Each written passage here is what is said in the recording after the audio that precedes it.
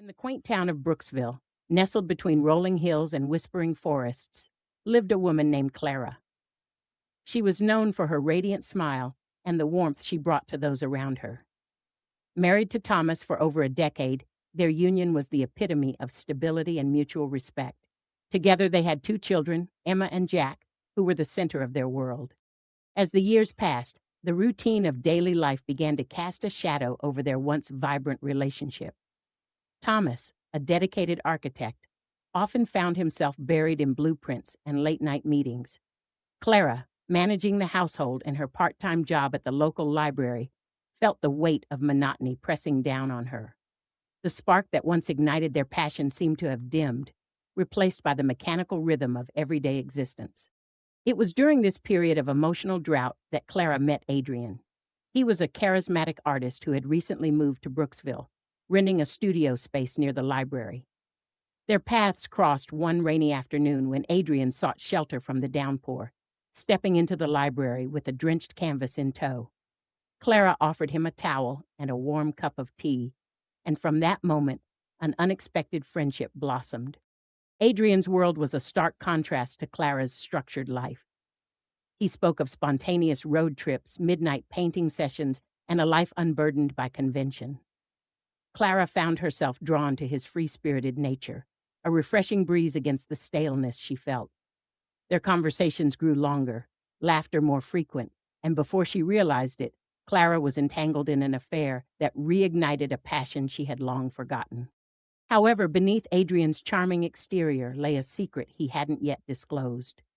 Years before moving to Brooksville, Adrian had been diagnosed with HIV. Managing his condition with medication, he led a life that appeared normal to the outside world.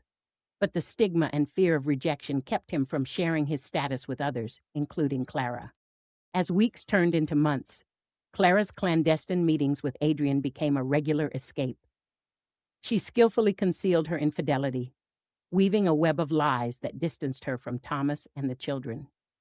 Guilt gnawed at her conscience, but the exhilaration of her double life overshadowed the remorse. The turning point came one evening when Clara noticed a prescription bottle in Adrian's studio, the label revealing medication she recognized from health articles. Confronting him, Adrian's face paled as he confessed his condition.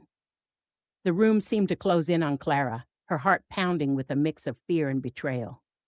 The gravity of her actions crashed down upon her, realizing the potential risk she had exposed herself, and by extension, her family too. Overwhelmed by the revelation, Clara ended the affair immediately. The days that followed were a blur of anxiety and dread. She sought medical advice and underwent testing, the waiting period stretching her nerves to their breaking point. The guilt became unbearable, and she knew she couldn't keep the truth from Thomas. One evening, after tucking Emma and Jack into bed, Clara sat across from Thomas at their kitchen table. Her hands trembled as she recounted her betrayal, the affair with Adrian, and the potential health risks they now faced. Thomas's face remained stoic, but his eyes reflected a storm of emotions: hurt, anger, and profound disappointment. The days that followed were marked by a deafening silence between them. Thomas moved into the guest room, and their interactions were limited to discussions about the children. Clara's test results returned negative for HIV, a small relief amidst the turmoil. However, the breach of trust had inflicted a wound that couldn't be easily healed. Thomas, grappling with the betrayal, sought solace in his work, often leaving early and returning late. Clara, consumed by guilt, began attending therapy sessions to understand the root of her actions and to find a path to redemption. She extended an olive branch to Thomas, suggesting couples counseling, but he remained distant, unsure if their marriage was salvageable. Months passed, and the once warm household grew cold and tense. Emma and Jack sensed the shift, their innocent questions piercing Clara's heart. "Why doesn't Daddy have dinner with us anymore?" Jack asked one evening, his wide eyes searching for answers Clara struggled to provide. Thomas, after much contemplation, agreed to attend a counseling session. The therapist's office became a neutral ground where they could express their pain, anger, and regrets. Thomas spoke of the deep hurt Clara's infidelity had caused, while Clara tearfully recounted her feelings of loneliness and neglect that led her astray. Rebuilding trust proved to be an arduous journey. Thomas grappled with feelings of inadequacy and betrayal, often questioning his own worth. Clara faced the daunting task of proving her commitment and sincerity daily.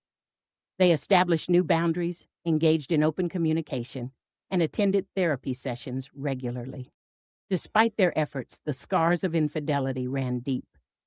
Thomas experienced bouts of depression, his self esteem shattered. Clara, on the other hand, battled with anxiety, fearing that any misstep could lead to the dissolution of their marriage. Their intimate moments were fraught with tension, the shadow of the past looming large.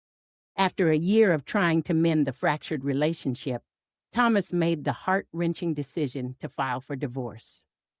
The realization that the foundation of their marriage had been irrevocably damaged led him to conclude that parting ways was the healthiest choice for both of them. The divorce was amicable but emotionally taxing. They agreed on joint custody, ensuring that Emma and Jack would continue to feel the love and support of both parents. Clara moved into a modest apartment nearby, and Thomas remained in the family home. In the years that followed, both Clara and Thomas worked towards healing individually. Clara continued therapy, delving deep into self-reflection and personal growth. She became an advocate for HIV awareness in Brooksville, channeling her past mistakes into meaningful change. Thomas, while still bearing the emotional scars, found solace in his children and his work. He eventually began dating again, though the fear of betrayal lingered, making it challenging to fully open up to new partners. Emma and Jack, resilient in their own right, adapted to the new family dynamics. Open communication and therapy helped them navigate the complexities of their parents' separation.